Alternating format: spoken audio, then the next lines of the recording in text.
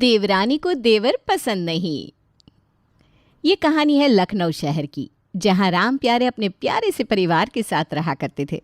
उनके परिवार में उनकी पत्नी सरोज, बड़ा बेटा तरण, छोटा बेटा संजय और बड़ी बहू शालिनी थे।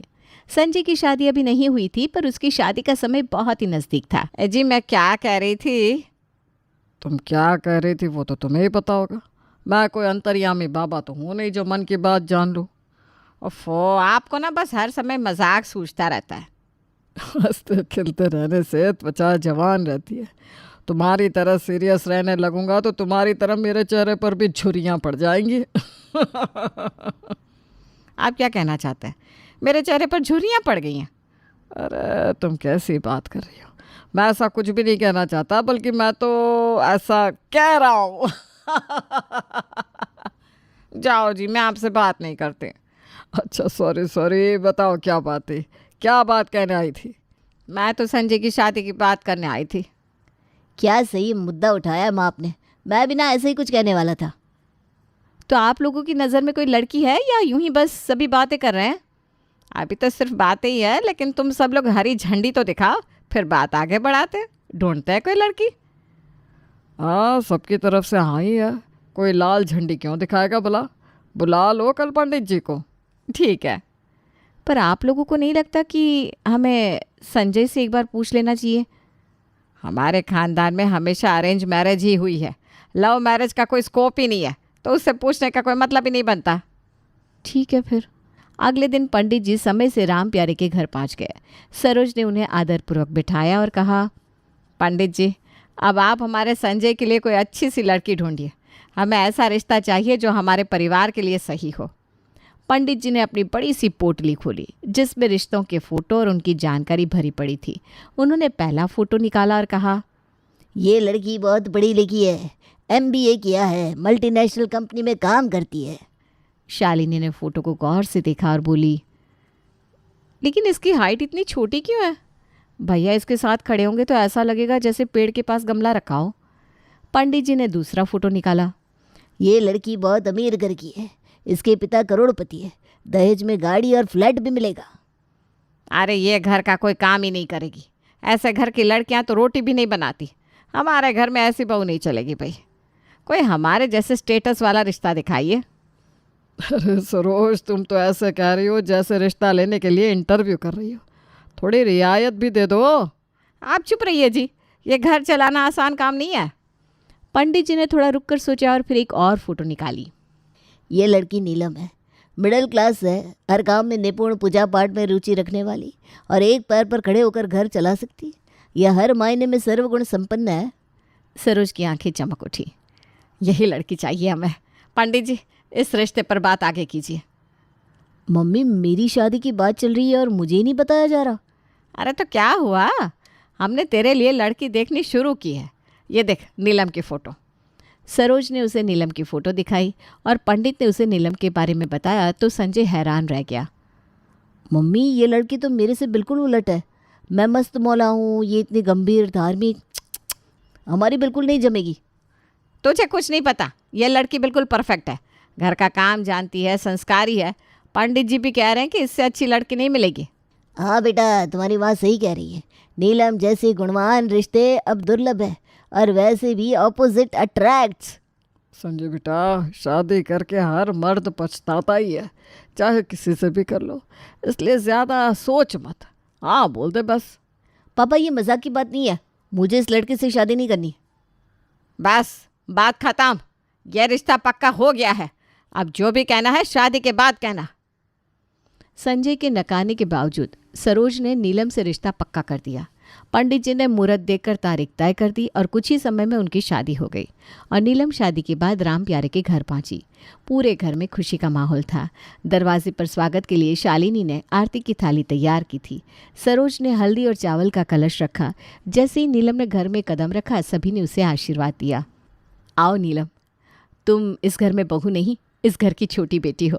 और हाँ, घबराना मत, मैं तुम्हारी जेठानी नहीं, बड़ी बहन बनकर रहूँगी। और मैं भी तुम्हारी सास नहीं, तुम्हारी माँ हूँ। हम तुम्हें इतना प्यार देंगे कि तुम अपना मायका भूल जाओगी। जी माँ जी। नीलम ने सभी के पैर छुए और मुस्कुराती रही। घर का माहौल बहुत खुशनुमा था। शालिनी ने नीलम को उसका कमरा दिखाया और वहां बिठाकर वापस आ गई। फिर सुहागरात का समय आया। संजय, जो पहले से ही नीलम को लेकर कंफ्यूज था, सोच रहा था कि अब तो शादी हो गई है तो बातचीत करके थोड़ा रिश्ता मजबूत किया जाए। तो मैडम, आपको कैसा लगा मैं और मेरा घर? ठीक है। बस ठीक? अरे मैं तुम्हारा पति हूँ, थोड़ा खुलकर बात करो। ऐसा लग रहा है जैसे मैं इंटरव्यू लेने आया हूँ। जी। जी? और कुछ? नीलम ने कोई जवाब नहीं दिया। संजय ने झल्लाकर करवट ली और सो गया। उनका वैवाहिक जीवन किसी तरह शुरू हो गया था। नीलम अपने शर्मीले स्वभाव के कारण ज़्यादा खुल नहीं पाती थी और संजय उसकी इस आदत से चिढ़ने लगा था। एक दिन संजय ने नीलम से कहा कि वो सोशल मीडिया के लिए एक प्यारी सी रोमांटिक वीडियो बनाए। देखो आजकल ना हर नया कपल ऐसा करता है, चलो हम भी बनाते हैं, लोग हमें पसंद करेंगे, ये आज का ट्रेंड है। मुझे नहीं करना ये सब, मुझे शर्म आती है।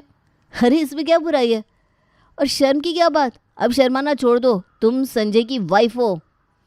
पति पत्नी का रिश्ता पवित्र होता है, इसे सबके सामने दिखाने की ज़रूरत नहीं। नज़र भी लग सकती है। नज़र? अरे यार, तुम तो कोई सीरियल की सासू माँ लग रही हो, हर बात में पुरानी सोच। संजय गुस्से में वहाँ से चला गया। राम प्यारे ने उसे रोकने की कोशिश की लेकिन वो नहीं रुका। इस घटना के बाद दोनों में एक खटास सी आ गई। एक दिन शाम को संजय ने नीलम से कहा कि वो उसके साथ एक पब में चले जहाँ उसके दोस्त का जन्मदिन मनाया जा रहा था। नीलम, जल्दी तैयार हो जाओ, आज रात पार्टी में चलते हैं, बहुत मज़ा आएगा, मेरे दोस्तों से भी मिलना हो जाएगा। आज हमें पब में जाना है। पब? मुझे ऐसी जगह पसंद नहीं है, वहाँ अश्लीलता होती है, और फिर जन्मदिन तो मंदिर में मनाना चाहिए। मंदिर? तुम्हें सच में लगता है मेरे दोस्त मंदिर में केक काटेंगे? You are such an idiot. Pub में लोग शराब पीते हैं, गंदी हरकतें करते हैं, हमें ऐसे माहौल में नहीं जाना चाहिए। ओहो, तब मुझे इस पर भी लेक्चर मिलेगा। तुम मेरी पत्नी हो, कोई स्कूल प्रिंसिपल नहीं हो, हर बार मेरा मूड खराब कर देती हो। संजय गुस्से में अकेले ही पार्टी में चला गया। संजय और नीलम के विचारों में फ़र्क उनके रिश्ते में दरार पैदा कर रहा था। नीलम अपनी सादगी और परंपराओं में जीती थी, जबकि संजय मॉडर्न सोच का था। संजय के अकेले पार्टी में जाने के बाद नीलम बेहद उदास हो गई। वो सोचने लगी कि आखिर उनके रिश्ते में इतनी खटास क्यों आ रही है। तभी सरोज ने आवाज़ लगाई, नीलम, ज़रा मेरे लिए चाय तो बना दो, दिन भर की थकान हो गई है। नीलम ने तुरंत हामी भरी और रसोई में चली गई, लेकिन उसकी उदासी और ध्यान भटकने का नतीजा ये हुआ कि वो चाय में चीनी की जगह नमक डालकर ले आई। बाप रे, ये क्या है? चाय है कि समंदर का पानी? नमक क्यों डाल दिया? सॉरी माँ जी, मेरा ध्यान कहीं और था। ध्यान कहीं और था? क्या हुआ? बताओ, कोई दिक्कत है क्या? वो संजय जी मुझसे नाराज़ होकर पार्टी में अकेले चले गए। मुझे समझ में नहीं आता मैं क्या करूं। सरोज ने नीलम को पास बिठाया और प्यार से उसके सिर पर हाथ फेरा। अरे बहू, ये तो नई नई शादी का हिस्सा है। शुरू शुरू में पति पत्नी को एक दूसरे को समझने में थोड़ा वक्त लगता है, लेकिन जब तुम दोनों एक दूसरे को समझ जाओगे ना, तब सब ठीक हो जाएगा। लेकिन माँ जी, हम तो बिल्कुल अलग है। वो इतने मॉडर्न है और मैं तो उन्हें कहीं से सूट ही नहीं करती। अरे ये तो अच्छा है, पति पत्नी को एक जैसे होने की ज़रूरत ही नहीं होती। जहाँ तुम कम हो वहाँ वो संभाल लेगा, जहाँ वो कम है वहाँ तुम संभाल लेना। रिश्ते ऐसे ही तो चलते हैं। चलो अब मुस्कुराओ। नीलम सरोज की बातों से थोड़ा हल्का महसूस करने लगी और मुस्कुरा दी। कुछ दिन बाद संजय अपने दोस्तों को घर लेकर आया। उसके दोस्त दरअसल नीलम से मिलना चाहते थे, पर वो कहीं बाहर नहीं जाती थी। उनके आने पर नीलम ने बड़ी मेहनत से उनके लिए नाश्ता और खाना बनाया, लेकिन वो उनसे खुलकर बात करने में झिझक रही थी। अरे नीलम, इतना काम मत करो, आओ मेरे दोस्तों से मिलो। ये सिर्फ मुझसे नहीं, तुमसे भी मिलने आए हैं। नीलम शर्माती हुई वहाँ जाकर बैठ गई। संजय के दोस्त, जो सभी मॉडर्न थे, उससे हाथ मिलाने की कोशिश करने लगे। हेलो भाभी जी, I am Bob, welcome to our group. जी नमस्ते। ये देखकर सभी दोस्त थोड़ा असहज हो गए और संजय के चेहरे पर नाराज़गी साफ दिखने लगी। भाभी जी, आप तो बहुत शांत लगती है, हमारी तरह बातें करना सीख जाइए। मैं पराये मर्दों से बात नहीं करती, सॉरी। ये सुनकर सभी हंसने लगे। तभी संजय की एक दोस्त सिया, जो काफ़ी तेज़ तर्रार लग रही थी, वो बोली, अरे वाह, भाभी जी तो बड़ी संस्कारी निकली। अब समझ में आया संजय क्यों परेशान रहते हैं। उसे चाहिए थी शीला और मिल गई मीरा। संजय ये सुनकर चिढ़ गया। सारे दोस्त उस पर हंस रहे थे। उसके दोस्त तो थोड़ी देर के बाद चले गए, लेकिन उनके जाने के बाद घर में बवाल हो गया। नीलम, तुम्हारी इस हरकत ने मेरी इज्जत का कबाड़ा कर दिया। कौन सा जमाना आई है, पराये मर्दों से बात नहीं करती। तुम्हें तो बस चुप रहना आता है। मैंने कुछ गलत नहीं किया, मुझे जो सही लगा मैंने वही किया। हर किसी को अपने तरीके से जीने का हक है। हक? तुम्हारे इस हक की वजह से मुझे शर्मिंदा होना पड़ा। तुमसे शादी करके फंस गया हूं मैं। इतना भी कौन इंट्रोवर्ट होता है कि ढंग से बात भी ना करे। संजय गुस्से में बाहर चला गया और नीलम रोने लगी। तभी शालिनी ने आकर उसे चुप कराया। अरे नीलम, रो क्यों रही हो? ये सब नई शादी का हिस्सा है। तुम्हें भी देवर जी के हिसाब से खुद को थोड़ा बदलना पड़ेगा ना। अगर तुम दोनों ने एक दूसरे को समझने की कोशिश नहीं की तो ये रिश्ता कैसे चलेगा बताओ? लेकिन दीदी, वो मुझे समझने की कोशिश क्यों नहीं करते? अरे तो तुम शुरू करो। एक बार तुमने पहल कर दी तो देखना सब ठीक हो जाएगा। नीलम ने सब ठीक करने का सोचा और अगली सुबह 6 बजे संजय को उठाया। संजय जी उठिए, आज मंगलवार है, मंदिर चलते हैं। नीलम प्लीज़ सोने दो, इतनी जल्दी कौन उठता है? प्लीज़, मंदिर जाना ज़रूरी है। अरे चुप करो। अगर आज के बाद इतनी जल्दी उठाया तो कमरे में घुसने नहीं दूंगा। जाओ, सोने दो मुझे। नीलम निराश होकर बाहर आ गई। शालिनी उस समय जाग रही थी तो उसने शालिनी को ये बात बताई, जिस पर वो बोली तुम भी ना कमाल करती हो, देवर जी को सुबह सुबह मंदिर ले जा रही हो। चलो मैं तुम्हें मंदिर ले चलती हूँ। शालिनी ने नीलम को मंदिर ले जाकर उसका मन हल्का किया। कुछ दिनों बाद नीलम का जन्मदिन आया। सुबह सुबह वो मंदिर होकर लौटी और घर में सबको प्रसाद दिया। सबने उसे जन्मदिन की शुभकामनाएं दी। तभी संजय ने कहा, हैप्पी बर्थडे नीलम, चलो आज किसी क्लब में शानदार पार्टी करते हैं। धन्यवाद, लेकिन मैं घर पर ही अच्छा अच्छा खाना बनाना चाहती हूँ। आप बस शाम को जल्दी आ जाना। घर पर? तुम कभी कुछ नया क्यों नहीं सोचती? ठीक है, शाम को देखता हूँ। संजय मुंह बनाकर घर से निकल गया। नीलम ने शालिनी को साथ लिया और शाम के लिए तरह तरह के पकवान बनाने में जुट गई। वो पूरे दिल से मेहनत कर रही थी ताकि सब खुश हो जाए। शाम हुई और घर में खाने की खुशबू फैल गई, लेकिन संजय का कोई अता पता नहीं था। नीलम बार बार घड़ी देख रही थी। रात हो गई लेकिन संजय तब भी नहीं आया। संजय जी अभी तक क्यों नहीं आए? मैं फ़ोन करती हूँ। उसने फ़ोन किया लेकिन फ़ोन की घंटी बजती रही। संजय ने कॉल ही नहीं उठाया। नीलम की आंखें भर आई। अरे बेटा चिंता मत करो, वो आ जाएगा, कहीं काम में फंस गया होगा। हैं, चलो तुम्हारा जन्मदिन मनाते हैं। घर वालों ने नीलम का जन्मदिन बड़े प्यार से मनाया। केक काटा गया, सबने गाने गाए और नीलम के बनाए पकवान खाए। सरोज, शालिनी और बाकी परिवार ने उसे अलग अलग तरह के तोहफे दिए। देखो तुम्हारे लिए मेरी पसंद की साड़ी, तुम्हें बहुत पसंद आएगी। धन्यवाद दीदी। नीलम ने सबका आभार व्यक्त किया, लेकिन उसकी मुस्कुराहट के पीछे उदासी साफ झलक रही थी। वो बार बार दरवाजे की तरफ देख रही थी। रात काफ़ी बीत चुकी थी। तभी दरवाजे की घंटी बजी। नीलम ने जल्दी से दरवाज़ा खोला और संजय को देखा। वो अंदर आया लेकिन उसकी चाल में कोई खेद नहीं था। इतनी देर क्यों हुई? मेरा फ़ोन भी नहीं उठा रहे थे आप? मैं दोस्तों के साथ बिजी था। तुम्हारे इस घर वाले बर्थडे में मुझे कोई दिलचस्पी नहीं थी। तो क्या मैं आपके लिए इतनी ही इम्पोर्टेंस रखती हूँ कि आपको मेरे जन्मदिन पर भी वक्त नहीं मिला? तुम्हारे जैसे लोगों के साथ वक्त बिताने का मन ही नहीं करता। हमेशा पुराने ख्यालात और बोरिंग प्लान। नीलम का गुस्सा फूट पड़ा। आपके लिए मैं कितनी मेहनत से सब कुछ करती हूँ और आपको मेरी भावनाओं की कोई परवाह ही नहीं है। भावना है? तुमसे शादी करना मेरी जिंदगी की सबसे बड़ी गलती थी। नीलम के आंसू छलक पड़े। उसकी तेज़ आवाज़ सुनकर सरोज और शालिनी दौड़कर कमरे में आए। ये क्या हो रहा है? दोनों चिल्लाना बंद करो। नीलम क्या हुआ? रो मत, इस तरह से कोई हल नहीं निकलेगा। मैंने सिर्फ अपने पति का साथ चाहा था। क्या ये मेरी गलती है? और मैंने सिर्फ एक लाइफ पार्टनर चाहा था जो मेरे साथ चल सके, ना कि मुझे वापस पाषाण युग में खिंच जाए। बस करो संजय, क्या यह है तुम्हारे बोलने का तरीका? नीलम तुमसे प्यार करती है और तुम उसका इस तरह अपमान कर रहे हो। रिश्ते में एक दूसरे को समझना पड़ता है। अगर तुम अपनी शिकायतें प्यार से बोलते तो बात और बेहतर होती।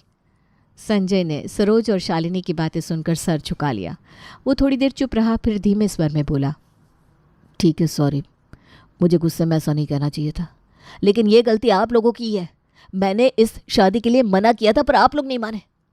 नीलम कुछ नहीं बोली। उसने बस चुपचाप अपने आंसू पोंछे। सरोज ने माहौल को शांत किया और सबको आराम करने को कहा। एक दिन पंडित जी अचानक सरोज से मिलने उनके घर आए। सरोज ने उनका स्वागत किया और चाय नाश्ते का इंतज़ाम किया। दोनों बैठकर बातें करने लगे। तो बहन जी, नीलम और संजय की शादी कैसी चल रही है? सब ठीक है पंडित जी, बस दोनों के स्वभाव थोड़े अलग हैं तो कभी कभी अनबन हो जाती है। अरे ये तो हर रिश्ते में होता है। भगवान की बनाई हर जोड़ी में थोड़ा बहुत उलट फेर तो रहता ही है। इसी बीच संजय घर में दाखिल हुआ। उसने पंडित जी को देखा और तेज़ी से उनके पास जाकर उन्हें गले लगा लिया। पंडित जी, क्या कमाल की शादी करवाई आपने, मज़ा आ गया। पंडित जी उसकी बातों का मतलब नहीं समझ पाए और इसे खुशी मानते हुए मुस्कुरा दिए। अरे वाह बेटा, तुम्हें खुश देखकर अच्छा लगा। खुश, महाखुश। रुकिए, मैं आपके लिए चाय बना कर लाता हूँ। संजय रसोई में गया और ट्रे में चाय लेकर लौटा। लीजिए पंडित जी, खास आपके लिए बनाई है। पंडित जी ने चाय का घूंट लिया और तुरंत चौंक कर खड़े हो गए। अरे ये कैसी चाय है, इसमें तो नमक ही नमक है। पंडित जी, आपने कहा था ना ऑपोजिट्स अट्रैक्ट। नमक चीनी का ऑपोजिट है, पर क्या चीनी की जगह नमक डालना सही है? नहीं ना। तो फिर मेरे और नीलम के साथ ऐसा क्यों किया? संजय, ये क्या बकवास कर रहे हो? पंडित जी का अपमान मत करो। मम्मी, मैं सच कह रहा हूँ, पंडित जी की सोच ने मेरी ज़िंदगी बर्बाद कर दी। बेटा, हो सकता है मुझसे कोई गलती हुई हो, लेकिन ये भी तो सच है, जो होता है वो भगवान की मर्जी से होता है। जोड़ियाँ ऊपर बनती है, तुम्हारी भी वहीं बनी है। पर पंडित जी, हमें साथ क्यों लाया गया? हम इतने अलग हैं। यही तो जीवन है बेटा, हर रिश्ता आपकी मेहनत मांगता है। तुम दोनों को समझना होगा कि एक दूसरे के साथ तुम क्यों हो। अगर समझ जाओगे तो जीवन आसान हो जाएगा। पंडित जी अपनी बात कहकर चले गए। उनकी बातों ने संजय को गहराई से सोचने पर मजबूर कर दिया। उसे एहसास हुआ कि उसने नीलम की भावनाओं को समझने की कोशिश ही नहीं की थी। रात में संजय ने नीलम से बात की। नीलम, अब तक जो भी हुआ उसे भूल जाओ। चलो एक नई शुरुआत करते हैं।